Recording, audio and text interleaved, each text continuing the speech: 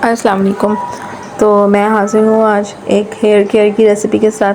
हम बना रहे हैं हेयर ऑयल, जो कि हेयर ग्रोथ और हेयर लॉस और जो भी हेयर से रिलेटेड सारी प्रॉब्लम्स होती हैं, डैंड्रफ वगैरह और बालों का कमज़ोर होना, बालों का ड्राई और रफ़ होना, उन सारी प्रॉब्लम्स का जो है वो आपका क्योर कर लेगा और आपके बाल जो हैं जब बहुत स्मूथ होंगे ना, उसका टेक्सचर बहुत अच्छा होगा, तो वो आपस में उलझेंगे नहीं। जब उलझेंगे नहीं तो टूटेंगे नहीं, जब टूटेंगे नहीं तो वो लंबे होंगे। इससे आपका स्कैल्प भी हेल्दी होगा, जिससे आपके बाल लंबे होंगे और जो है आपके जो बालों से रिलेटेड तमाम मसाइल हैं वो तकरीबन अल्लाह ने चाहा तो वो हल हो जाएंगे। अभी रमज़ान आने में तकरीबन जो है वो 10 से 12 दिन बाकी हैं। अभी से स्टार्ट हो जाएंगे तो है वो हमारे बालों पे कुछ फ़र्क लगने लगेगा। जब ईद पे बाल अच्छे लगेंगे और हम भी अच्छे लगेंगे तो जो है वो हम अच्छा और खुश महसूस करेंगे। तो चलिए, हेयर केयर बहुत ज़रूरी है, तो रेसिपी स्टार्ट करते हैं। तो सबसे पहले तो हमें फ्लैक्स सीड्स चाहिए 1 टेबल स्पून मेथी दाना, हाफ़ टेबल स्पून कलौंजी, 1 टेबल स्पून राई दाना, और ये छोटा छोटा बारीक राई दाना है मेरे पास। अगर आपके पास जो नॉर्मल रेगुलर मोटा राई दाना होता है आप वो भी ले सकते हैं। और 1 टेबल स्पून लौंग है। अब जो है एक पैन ले लें या कढ़ाई ले लें या पतीली ले लें, जो भी चीज़ है आप उस ले लें। उसमें जो है ये सारे मसाले डाल दें और बिल्कुल धीमी आंच पे हल्का हल्का भूनना है। और आंच ज़रा सी भी तेज़ होगी तो मसाले जल जाएंगे और फिर तेल की जो स्मेल है वो ख़राब लगेगी और फिर जो है तेल लगाने में हमें मसला लगेगा कि इतनी स्मेल बर्दाश्त नहीं हो रही। तो इसलिए मसालों को हल्की हल्की आंच पे 2 से 3 मिनट भूनना है। उससे आपको पता कैसे चलेगा कि ये भुन गए और तेल डालने का वक्त आ गया। जब आप मसाले भूनना शुरू करेंगे ना और जब वो तकरीबन सब उसके अंदर हीट चली जाएगी तो आपको ना कलौंजी की बहुत वाज़ेह खुशबू आनी शुरू हो जाएगी। जब कलौंजी की वाज़ेह खुशबू आनी शुरू हो जाए ना तो बस समझें कि आपके मसाले जो हैं ये तकरीबन भुन चुके हैं और फिर इसमें जो है वो ऑयल ऐड करने का टाइम आ गया। अब ये जो ऑयल है मैंने इम्तियाज़ से लिया था, ये सईद गनी का ऑयल है और मैं समझ रही थी ये 1 लीटर है, हालांकि 1 लीटर नहीं है, ये 600 ml है। तो आप भी बस इतना ही ऑयल ले लें। बहुत ज़्यादा बना के रखेंगे तो ऑयल जो है वो बासी होगा तो फिर वो इतना इफेक्टिव नहीं रहेगा। तो थोड़ा थोड़ा बनाएं फ्रेश, तो वही सही रहेगा। तो अब हम इसमें ऑयल डाल देते हैं। फिर हमें ऑयल डाल के भी बस धीमी धीमी आंच पे पकाना है इसको, बिल्कुल हल्की हल्की आंच पे। फिर हमें 2-4 चीज़ें और ऐड करनी है, वो मैं आपको बताती हूँ। ऐसे जब ये कलौंजी वगैरह डाल के हम ऑयल डाल के पका रहे होंगे तो हमने इसको जब भी छोड़ना नहीं है, इसको हल्के हल्के चलाते रहना है, क्योंकि अगर इसकी बेस ज़्यादा गर्म होगी तो नीचे से मसाले जल जाएंगे, फिर वही बदबू आने का मसला हो जाएगा। तो इसको हमने हिलाते रहना है और बस इसको बहुत ज़्यादा भड़काना नहीं है, बहुत ज़्यादा तेज़ गर्म नहीं करना, बस इतना इसको हल्की हल्की आंच पे पकाना है कि ये हल्का गर्म ही रहे। अच्छा, इसके बाद हमें 3 चीज़ें और चाहिए होंगी।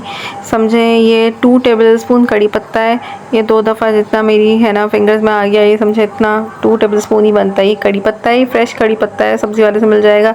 एक जो है वो नॉर्मल साइज़ का प्याज है, इसको मैं बारीक काट लूँगी ताकि जो है वो इसका जो है वो ज़्यादा से ज़्यादा असर शामिल हो जाए। मोटा काटेंगे तो ज़्यादा वो सारे का सारा अपना रस तो नहीं छोड़ पाएगा, तो इसलिए बारीक काटना ज़रूरी है।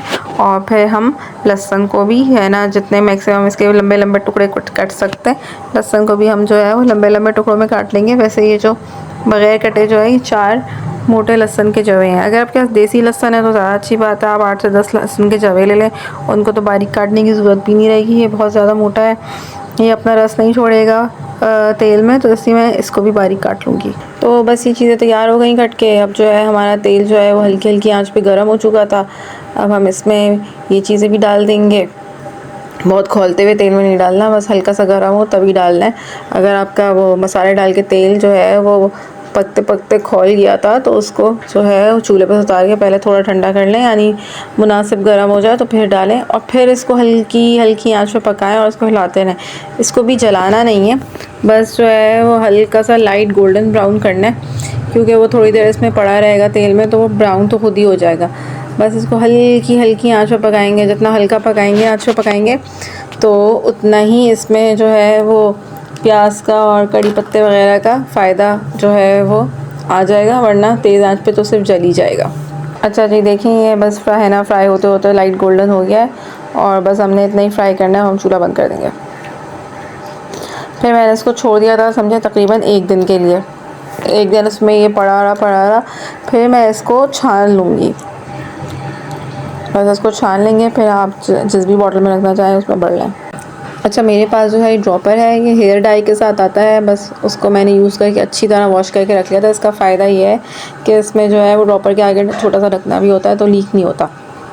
अच्छा, हम जो है ये विटामिन ई ऑयल ले रहे हैं तकरीबन 1 टेबल स्पून, और मैंने इस ड्रॉपर में इसको डाल दिया और मैं बाकी जो ये छाना हुआ तेल है इसमें भर दूँगी।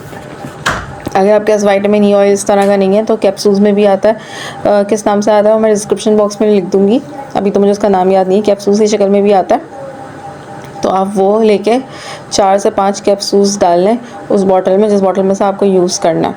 अच्छा, तो आखिर में अब हम अपना सीक्रेट इंग्रेडिएंट ऐड करेंगे, जिससे जो है वो बालों की ग्रोथ में जो है ना वो मैजिकल जो है ना डिफरेंस आ जाता है, और बालों की ग्रोथ और बालों का टेक्सचर एकदम जो है ना इम्प्रूव हो जाता है।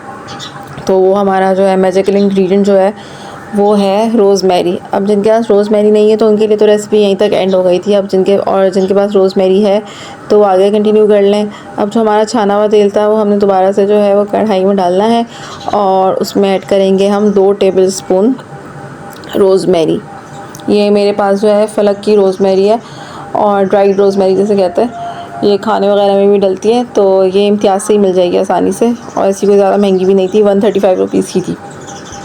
इससे जो है वो आपका 5-6 दफ़ा आराम से ऑयल बन जाएगा। तो ये इस शक्ल की है। तो बस आपने रोज़मेरी डालनी है और इसको हल्की आंच पे जो है वो 10 से 15 मिनट पकाना, बिल्कुल हल्की आंच पे। और इसको पकाने के बाद जो है हम चूल्हे से उतार लेंगे। वही, इसको जलाना नहीं है, बिल्कुल हल्की हल्की आंच पे पकाना है कि इसका जो है वो फ़ायदा इसमें शामिल हो जाए। बस फिर जो है हम पकाने के बाद इसको चूल्हे से उतार लेंगे, और फिर इसको हम ख़ाली कर देंगे जार में इस रोज़मेरी समेत। अच्छा, एक इंस्टाग्राम पे एक फ़ेमस इन्फ्लुएंसर हैं डॉक्टर उरूबा ऑर्गेनिक्स का नाम से, उनका जो रोज़मेरी ऑयल है उसमें जो है रोज़मेरी आपको डूबा हुआ नज़र आता है। तो इसी तरह हमने भी जो है वो रोज़मेरी इसमें डुबा कर ही रखना है। हमने आखिर में रोज़मेरी छानना नहीं है, और रोज़मेरी समेत ही जो है इसको हम जार में ख़ाली करेंगे। और बस आप इसको जार में ख़ाली कर दीजिए, और आपका जो है वो best hair oil for hair growth तैयार है। तो चलिए जी, वीडियो एंड करते हैं और फिर मिलेंगे दोबारा से किसी अच्छी सी नई वीडियो के साथ। तो जब तक के लिए अल्लाह हाफ़िज़। और अगर आप लोगों को मेरी वीडियोस अच्छी लगती हैं तो मेरा चैनल सब्सक्राइब कर लें, और मेरी वीडियो पे लाइक और कमेंट कर दिया करें। उससे मेरे चैनल जो है वो बूस्ट करेगा और मुझे नई वीडियोस बनाने के लिए हौसला अफजाई होगी। तो अल्लाह हाफ़िज़, मिलते हैं अगली वीडियो में।